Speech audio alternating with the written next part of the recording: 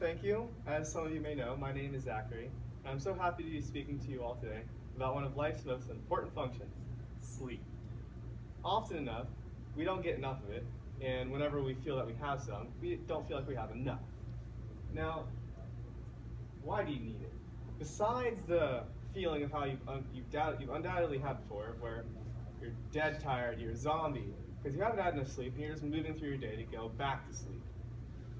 Let's for a moment ignore also that sleep is how your body repairs itself, and it helps boost melatonin levels, which make you happy. Sleep is how the brain stores away your day.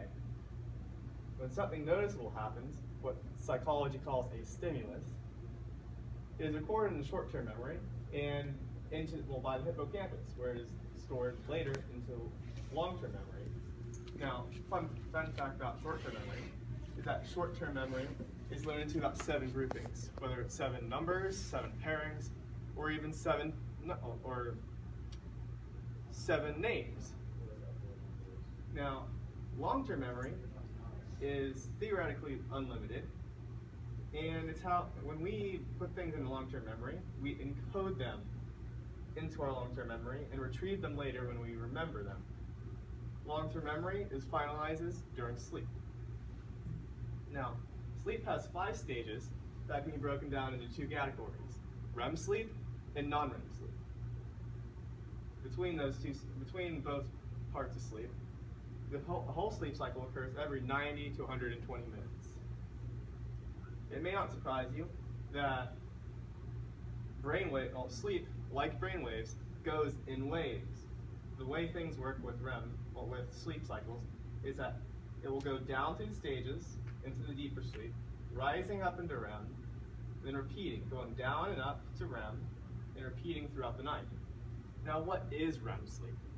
Well, REM simply stands for rapid eye movement, and it's the last and deepest stage of sleep. In fact, the other 4 stages are non-REM, whereas this last stage is REM. Therefore, all encoding happens during this phase of sleep. If you are disturbed throughout the night, you'll undoubtedly find yourself tired in the morning, but also, when your sleep is interrupted, you will more quickly fall into REM sleep than any other cycle in sleep. Fun fact though, the body prefers a 25-hour sleep schedule instead of a 24-hour. Rather funny how we've been living for centuries without really switching our own sleep schedule.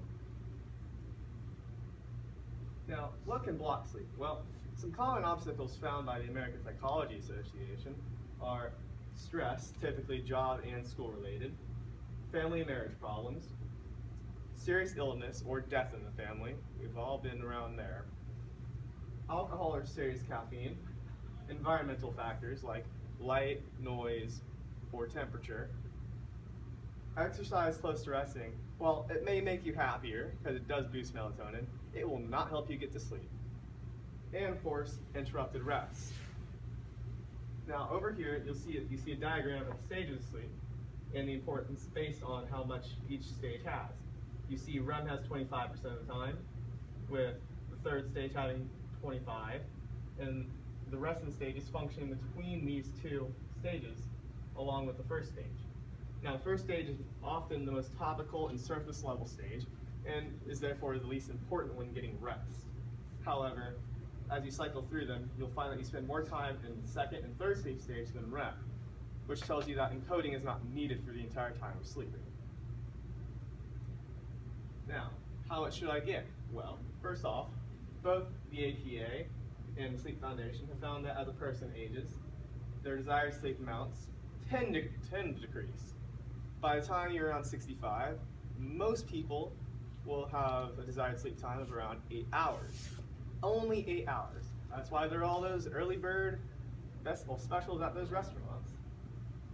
Now, for teenagers, the recommended amount per night is around 8 to 10 hours, but recent studies show that teens may need as much as a 10-year-old, a whopping 10 to 13 hours to feel fully refreshed for their day. Over here, you can see a graph of all provided by the National Sleep Foundation of all the ages and hours recommended for those ages.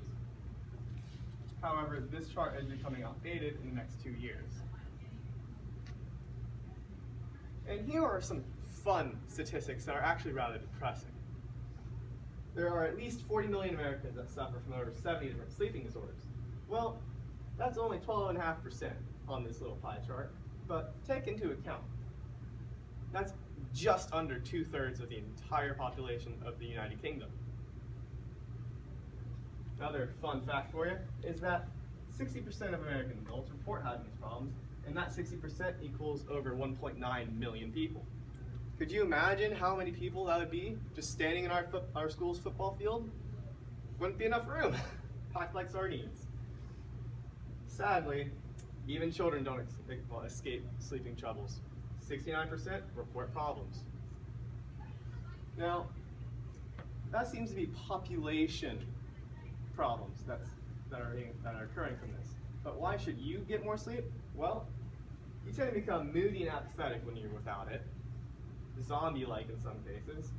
You remember less and with more difficulty, meaning learning things or just going throughout your day is more difficult, because most people need to remember things from their day to go forth.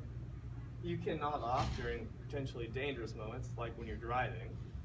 I know some of you in the crowd do drive, and that if you were to fall asleep, you could get in a seriously bad accident.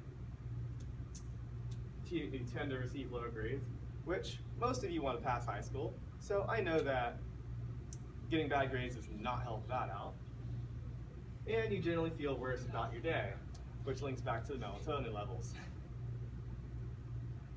For when people are learning, the way things work is that something grabs your attention, you encode it, short-term memory, then long-term, it's stored, and then you later use it.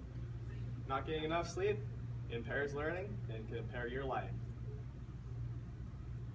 Here are my sources, and I hope you've enjoyed my speech. Do you have any questions for why you should get more sleep? Okay, thank you, Ms. Schuler, for recording my video today.